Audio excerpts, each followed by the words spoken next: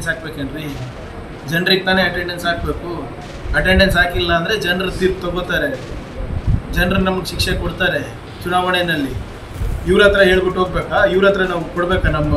ನಮ್ಮ ಏನು ದಿನಚರಿ ಇವ್ರ ಹತ್ರ ಕೊಡಬೇಕಾ? ನಾವು ಯಾವ ರೂಟಿಗೆ ಹೋಗ್ತಾ ಇದ್ದೀವಿ, ಎಲ್ಲಿ ಹೋಗ್ತಾ ಇದ್ದೀವಿ? We are not responsible for BJP. ಅವ್ರು ಅಪೋಸಿಷನ್ ಇದ್ದಾರೆ, ಕೇಳಲಿ, ಟೀಕೆ ಮಾಡಲಿ, ಅವ್ರದ್ದೇನಾದರೂ ಸಲಹೆಗಳಿದೆ ಸ್ವೀಕಾರ ಮಾಡೋಣ, ಸುಮ್ಮನೆ ಟೀಕೆ ಮಾಡೋಕ್ಕಲ್ಲ. ಈಗ ಇವರು ಹಿಂದೆ ಪ್ರವಾಹ ಬಂದಾಗ ಇವರೆಲ್ಲ ಎಲ್ಲಿದ್ರಿ? ಕಲಬುರಗಿಗೆ ಒಂದು ಮಂತ್ರಿ ಕೂಡ ಯೋಗ್ಯತೆ ಇರಲಿಲ್ಲ BJPಗೆ. ಒಂದು ಮಂತ್ರಿ ಕೊಟ್ಟಿದ್ದಾರ ಹಿಂದಿನ ಸರ್ಕಾರದಲ್ಲಿ? ಇವರೇನು ಮಾತಾಡ್ತಾ ಇದ್ದಾರೆ? ಕಲ್ಯಾಣ ಕರ್ನಾಟಕದಲ್ಲಿ ಎಷ್ಟು ಚೆನ್ನಾಗಿ ನೋಡ್ಕೊಂಡಿದ್ದಾರೆ ಅಂತ ಹೋದ ಬಾರಿ BJP ಸರ್ಕಾರ ಇದ್ದಾಗ ಅದಕ್ಕೆ ಜನರಲ್ಲ ಇಷ್ಟು ಭಾರಿ ಬಹುಮತದಿಂದ ನಮ್ಗೆ ಗೆಲ್ಲಿಸಿದ್ದು. We are responsible government, we are responsive government. ನಾವು ಮಾಡ್ತೀವಿ.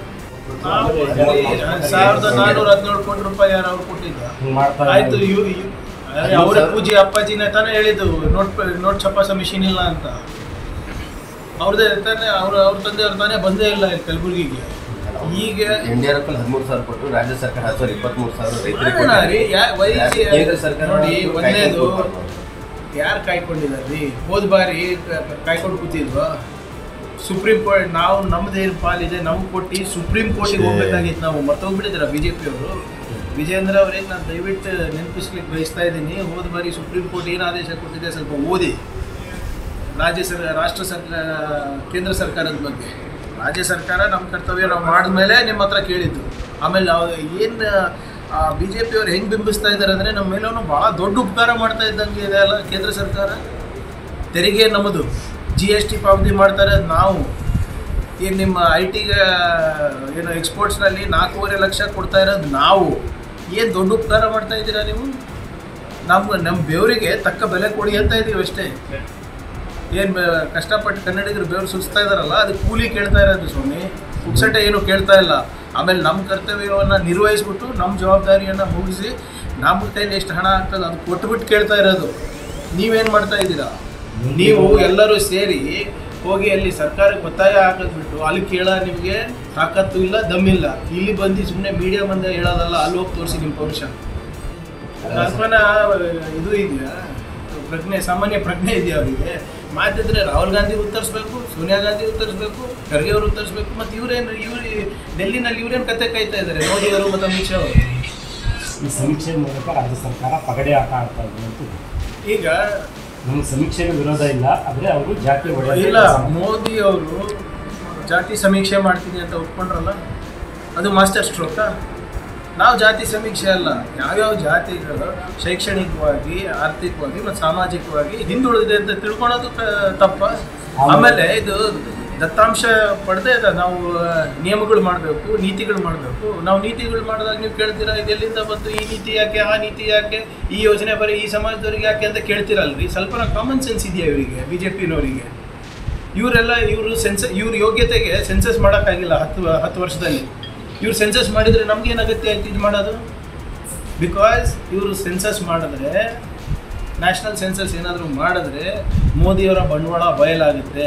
ಇವರೇನು ವಿಶ್ವಗುರು ಅಂದ್ಕೊಂಡು ಹೇಳ್ಕೊಂಡು ಓಡಾಡ್ತಾರೆ, ಅದೆಲ್ಲನೂ ಕೂಡ ಕುಸಿದೋಗುತ್ತೆ. ಮೋದಿಯವರ ಏನು ಮಾಸ್ಟರ್ ಸ್ಟ್ರೋಕ್ಗಳದ್ದು ನಿಜಾಂಶ ಗೊತ್ತಾಗುತ್ತೆ ಅಂತ. ಯಾಕೆ ಮಾಡಿಲ್ಲ ರೀ ಸೆನ್ಸಸ್? ಯಾಕೆ ಮಾಡಿಲ್ಲ ಹೇಳಿ ನನಗೆ. ನ್ಯಾಷನಲ್ ಸೆನ್ಸಸ್ಸು ಇಷ್ಟೊತ್ತಿಗೆ ಆಗಬೇಕಾಗಿತ್ತು.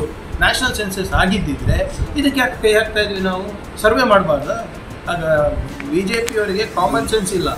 The backward class commission of Karnataka can do surveys. They are entitled, they are empowered constitutionally and legally to do surveys. ಅದು ಮಾಡ್ತಾ ಇದ್ದೀವಿ. ಇವರಿಗೇನು ಕಡಿತಾ ಇದೆ?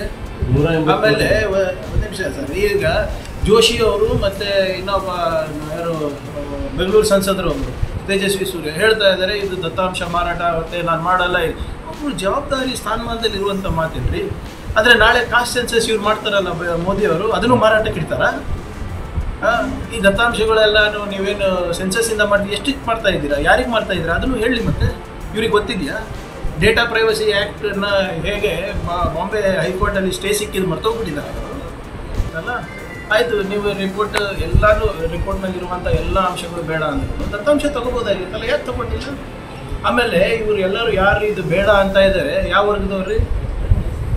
ಜೋಶಿ ಅವರು ಇರ್ಬೋದು, ನಿಮ್ಮ ತೇಜಸ್ವಿ ಸೂರ್ಯ ಇರ್ಬೋದು, ಯಾವ ವರ್ಗದವರು ಇವರಿಂದನೇ ಅಲ್ವಾ ಚತುರ್ವರ್ಣ ಬಂದಿರೋದು. ಅದಕ್ಕೆ ಬೇಡ ಅಂತ ಇದ್ದಾರೆ. ಹಿಂದುಳಿದ ವಿರೋಧಿ ನೀತಿಗಳನ್ನು ಇವರನ್ನು ಅನುಸರಿಸ್ತಾ ಇದ್ದಾರೆ. ಏನಾಗುತ್ತೆ ಹೇಳಿ, ಒಬ್ಬ ಹಿಂದುಳಿದ ವರ್ಗದವ್ರು ಇರ್ಬೋದು, ದಲಿತರು ಇರ್ಬೋದು, ಅಥವಾ ಆರ್ಥಿಕವಾಗಿ ಹಿಂದುಳಿದ ಮೇಲ್ವರ್ಗದವರು ಆರ್ಥಿಕ ಶೈಕ್ಷಣಿಕ ಏನು ಅವ್ರ ಹಿನ್ನೆಲೆ ಏನಿದೆ ಅಂತ ತಿಳ್ಕೊಳತ್ತಪ್ಪ ಸರ್ಕಾರ. ಮತ್ತು ನೀತಿ ಹೆಂಗೆ ಮಾಡ್ತೀವಿ ನಾವು? ಸೊ ಇವರೆಲ್ಲರೂ ಪಾಪ ಚೆನ್ನಾಗಿದ್ದಾರೆ. ಇವರು ಇದೇ ತೇಜಸ್ವಿ ಸೂರ್ಯ ಇವಾಗ ಏನು ಹಿಂದುತ್ವ ಅಂತ ಓಡಾಡ್ತಾ ಇದ್ದಾರಲ್ಲ, ಯಾವ ಕಾಲೇಜಲ್ಲಿ ಓದಿದ್ದು, ಯಾವ ಸ್ಕೂಲಲ್ಲಿ ಓದಿದ್ದು? ಕಾನ್ವೆಂಟ್ನಲ್ಲಿ. ಹೌದಾ? ಇವ್ರು ಯಾವುದೋ RSS ಶಾಖೆನಲ್ಲಿ ಓದಿಲ್ಲ, ಇವ್ರು ಕಾನ್ವೆಂಟ್ನಲ್ಲಿ ಓದಬೇಕಂತೆ, ಇವ್ರಿಗೆ ಇಂಗ್ಲೀಷ್ ಗೊತ್ತಾಗಬೇಕಂತೆ, ಇವ್ರು ಒಳ್ಳೊಳ್ಳೆ ಸ್ಕೂಲ್ಗಳಿಗೆ ಕಳಿಸ್ಬೇಕು, ಅಬ್ರಾಡ್ ಹೋಗ್ಬೇಕಂತೆ. ಆದರೆ ಹಿಂದುಳಿದ ವರ್ಗದವರು, ದಲಿತರು ಅವ್ರಿಗೇನು ಆಗಬಾರ್ದಂತೆ. ಚೆಕ್ ಮಾಡ್ಕೊಳ್ಳಿ, ಇವರೆಲ್ಲ ಇವ್ರ ಮಕ್ಕಳು ಮೊಮ್ಮಕ್ಕಳೆಲ್ಲ ಯಾವ್ಯಾವ ಸ್ಕೂಲ್ಗೆ ಯಾವ್ಯಾವ ಕಾಲೇಜಲ್ಲಿ ಓದ್ತಾ ಇದ್ದಾರೆ ಅಂತ ನೋಡಿ. ದಯವಿಟ್ಟು ತಾವು ಹೋಲಿಕೆ ಮಾಡಿ. BJP ಅವರ ಹಿಂದಿನ 4 ವರ್ಷ ಅವಧಿನಲ್ಲಿ ಅವರು ನೀಡಿದ್ದು ಬರೀ 201 ಕೋಟಿ ರೂಪಾಯಿ. ಇದೇ BJP ಅವರು ಇವತ್ತೇನು ಕಲಬುರಗಿ ಮತ್ತು ವಿಜಯಪುರದಲ್ಲಿ ಸಮೀಕ್ಷೆ ಮಾಡ್ತಾ ಇದ್ದಾರೆ. ಅವರು ಅಧಿಕಾರದಲ್ಲಿದ್ದಾಗ ಯಡಿಯೂರಪ್ಪ ಅವರು ಭಾಳ ಸ್ಪಷ್ಟವಾಗಿ ಹೇಳೋದು, ನೀವು ಹೆಂಗೆ ಬೇಕೆ ಹಾಗೆ ನೀವು ರಿಪೋರ್ಟ್ಗಳು ಕೊಡಬೇಡಿ, ನನ್ನ ಹತ್ರ ನೋಟ್ ಪ್ರಿಂಟ್ ಮಾಡೋ ಮಿಷಿನ್ ಇಲ್ಲ ಅಂತ ಹೇಳಿದವರು. ಹೋದ ಬಾರಿ ಯಡಿಯೂರಪ್ಪನವರು ವೈಮಾನಿಕ ಸಮೀಕ್ಷೆ ಮಾಡೋ ನೆಪದಲ್ಲಿ ಏರ್ಪೋರ್ಟಿಂದ ಹೊರಗಡೆನೂ ಕೂಡ ಬಂದಿಲ್ಲ. ರೈತರಿಗೂ ಭೇಟಿಯಾಗಿಲ್ಲ, ಅಧಿಕಾರಿಗಳಿಗೂ ಭೇಟಿಯಾಗಿಲ್ಲ, ಹಾಗೆ ಹೋಗಿ. ಸೊ ಅವರಿಂದ ನಾವು ಏನು ಪಾಠ ಕಲಿಯೋದಿಲ್ಲ. ನಾವು ಕಳೆದ 2 ವರ್ಷದಲ್ಲಿ 1414 ಕೋಟಿ ರೂಪಾಯಿಯನ್ನು ನಾವು ಪಾವತಿ ಮಾಡಿದ್ದೇವೆ. ಇನ್ಶೂರೆನ್ಸ್ನಲ್ಲೇ ನಾವು 658 ಕೋಟಿ ಮಾಡಿದ್ದೇವೆ. ನಿತ್ಯ ರೋಗ ಬಂದಾಗೂ ಕೂಡ ಸರ್ಕಾರನೇ ನೆರವು ನೀಡಿದ್ದೇವೆ. ಸೊ ಅದರಿಂದ ಈಗಲೂ ಕೂಡ ಏನೇನಿದೆ, ಏನೇನು ಹಾನಿಯಾಗಿದೆ, ಮೂಲಭೂತ ಸೌಕರ್ಯ ಇರ್ಬೋದು, ಹೊಲಗಳಿರ್ಬೋದು, ಬೆಳೆನಾಶ ಇರ್ಬೋದು, ಅದೆಲ್ಲನೂ ಕೂಡ ಜಂಟಿ ಸಮೀಕ್ಷೆ ಆಗಲಿ. ಆತುರದಲ್ಲಿ ನಾವು ಮಾಡಿದ್ರೆ ರೈತರಿಗೆ ನಾವು ನ್ಯಾಯ ಒದಗಿಸ್ಕೊಡ್ಲಿಕ್ಕೆ ಆಗೋದಿಲ್ಲ. ಮಳೆ ನಿಂತಾದ್ಮೇಲೆ ನೀರು ಸ್ವಲ್ಪ ವಾಪಸ್ ಹೋದ್ಮೇಲೆ ಅದಾದಮೇಲೆ ಜಂಟಿ ಸಮೀಕ್ಷೆಯನ್ನು ನಾವು ಸರ್ಕಾರಕ್ಕೆ ಆಗಲೇ ಇಂಟ್ರಿಮ್ ಅನ್ಕೋದಾಗ ನಾವು ಸಲ್ಲಿಸಿದ್ದೇವೆ. ಸೊ 1 ಲಕ್ಷಕ್ಕಿಂತ ಹೆಚ್ಚು 1 ಲಕ್ಷ ಹೆಕ್ಟೇರ್ಗಿಂತ ಹೆಚ್ಚು ಬೆಳೆ ಹಾನಿ ಆಗಿದೆ. ಇವ್ಯಾಲ್ಯೂಯೇಟ್ ಏನು ಕೊಟ್ಟರು ನಾವು ಅಕ್ಯುರೇಟ್ ಫಿಗರ್ಸ್ ಕೊಟ್ಟರೆ ನಮಗೆ ಪರಿಹಾರ ಸಿಗುತ್ತೆ. ಸುಮ್ಮನೆ ನಾವು ಕಾಟಾಚಾರಕ್ಕೆ ನಾವು ಕೊಟ್ಟರೆ ಯಾವುದೇ ರೀತಿಯಾದಂಥ ಪರಿಹಾರ ನಮ್ಗೆ ಸಿಗೋದಿಲ್ಲ. If you like this video, ಬೇಗ ಲೈಕ್ ಮಾಡಿ, ಕಾಮೆಂಟ್ ಮಾಡಿ, ಶೇರ್ ಮಾಡಿ ಹಾಗೂ ಯೋಯೋ ಟಿವಿ ಕನ್ನಡವನ್ನು ಸಬ್ಸ್ಕ್ರೈಬ್ ಮಾಡಿ.